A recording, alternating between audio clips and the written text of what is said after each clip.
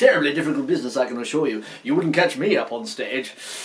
Mind you, every good town needs somewhere for the mummers and jesters to run around in. And in this town of Nelson, that place is the Theatre Royal. The following video is an historical tour through the theatre from its technical manager, J.R. Richardson. J.R.'s a wealth of knowledge on the subject. I think this town is jolly lucky to have J.R. and Eliana and all the other rest of the team at the Theatre Royal, running the place so efficiently and so damn enthusiastically. So, when this lockdown's over, get out to the Theatre Royal and see a play. Oh, and watch out for the ghosts. Ooh. I told you, I told them, I can't act. I can't act.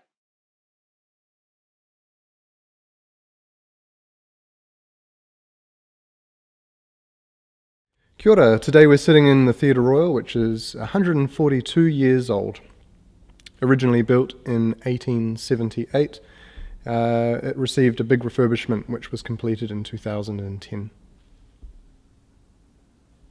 So in its original day, the theatre would have been used for community events mostly, I suppose until such a time as New Zealand had enough work around to create a touring scene. Local school plays, community events, dance nights. It was built by a group of old fellows, and in 1944 it was saved from demolition by Nelson's Repertory Theatre Society, who owned the building until 2005, at which point it was sold to the now Nelson Historic Theatre Trust, who currently own the building and manage it. So the Repertory had it for a number of years, and they would have put on their big productions, and then using it also as, a source of revenue, hiring it out to other community or touring productions. Since 2005, when the sale was made, the Historic Theatre Trust took on the role of fundraising and then project managing the refurbishment, and continue to operate the business to this day. So present day we have a capacity of 350 in the auditorium. As far as records let us know, there were somewhere in the vicinity of 800 people in here for the original opening night back in 1878. When the theatre closed, they brought in a whole team of people who understood various elements of heritage buildings, and while the back of house was demolished after some analysis, they went a lot more forensic on this room, taking off layers of paint, pulling back materials to find out what was original and what wasn't. And so the colour scheme that you see in this building basically was derived from their findings, as were many of the designs.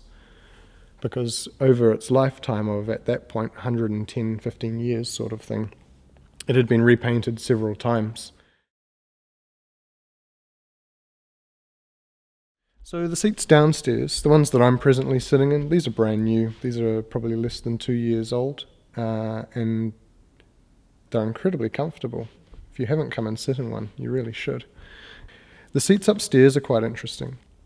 As far as we know, those seats had a life before this theatre.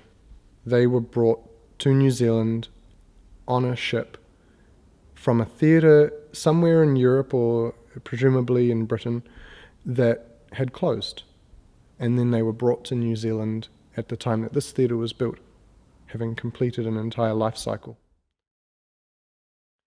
So these chandeliers, I think, came from an old government building, so they're not the original chandeliers from this facility, although there were chandeliers, just not as grand. And so they were repurposed into this space and lovingly threaded with all of the crystals and beads you see by students of the Nelson College for Girls. All of the walls and the ceiling and the major details of the facility are as original. The original design of the theatre had a proscenium within a proscenium, so what you look through now is several meters wider than it would have been in the original instance. But basically there was another set of pillars that were placed maybe 1.5 meters in and 1.5 meters back onto the stage. So there was a 45-degree diagonal wall that I think may have housed a door. And then so you had a smaller window into the stage, which just would have been a design aesthetic of the time based on how stage plays were being presented. A lot of the wallpaper in here is pressed, both either originally or it was done as part of the restoration process. Where you see patterning in terms of colour, that's all hand-painted. One of the final stages of the refurbishment was having the auditorium filled with scaffolding so painters could reach the ceiling and take care of all of the details. So all of the little floral and geometric designs are all done by hand. The frieze around the top of the room is a silk screen design that was designed based on what was found in here originally. So these days the theatre is what's called a receiving house. We don't produce events, we don't create the shows that you come and see on the stage. People who create the works contact us and they hire our facility. We provide them with the support they need in terms of ticketing, marketing, and then technical and other things that help create an event. We're one of the busiest theatres in the country, and it's because we've managed to successfully bridge the gap between community-produced content, so our local youth theatres and repertory societies, musical theatres, school groups, etc., dance schools for their recitals, and also the facilities at a high enough standard that it attracts touring artists from around the country and globe.